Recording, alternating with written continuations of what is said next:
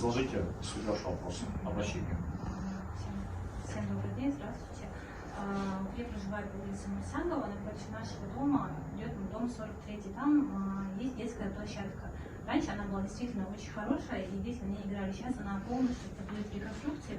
Первыми рассмотренными вопросами в мобильной приемной стали благоустройство детской площадки у дома 43 на улице Мальсагова в Магасе и ремонт спортивной площадки на улице Фабричная в Назрани. Решение вопросов взято на контроль. Далее делегация отправилась в Яндере, где планируется обустройство многофункциональной спортивной площадки. Сейчас идет подготовительный этап и определены сроки. В рамках государственной программы развития физической культуры и спорта уже заложены мероприятия по строительству спортивной площадки непосредственно в детском поселении Яндере. Финансирование предусмотрено в размере 16,6 миллионов рублей. Сейчас у нас ведется подготовительная работа по вопросу, связанному с земельным участком, подготовки сметной документации для получения государственной экспертизы на смету.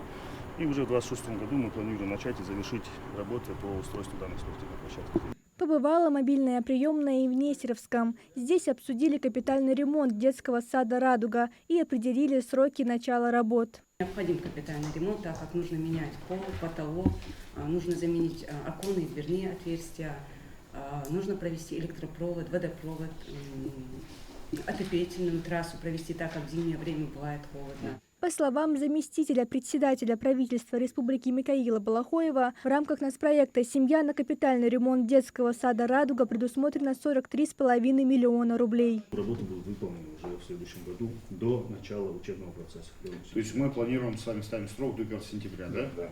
У нас обычно 25 августа заканчивается. Да, Александр Ильич, ну у вас контроль за ходом и где-то что-то с населением вам, жителям, придется работать и, соответственно, корректировать. Завершился выезд мобильной приемной в Джейрахском районе. Здесь представители федеральных и республиканских властей осмотрели детский сад «Золушка» и обсудили планы по его обновлению. Мы посмотрели снаружи, в принципе, кроме котельной, здание действительно ухоженное. То есть вы молодцы, его за ним смотрите сами, все внутри, то, что будет переоборудовано, сейчас коллеги сказали, что мы сделаем.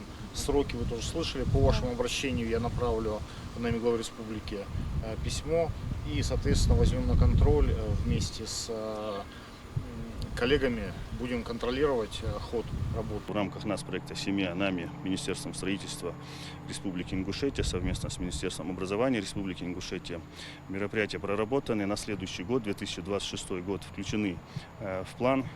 И здесь будет проведен ремонт в период летних каникул у детей. И к новому учебному году, к 1 сентября 2026 года, здесь работы будут завершены.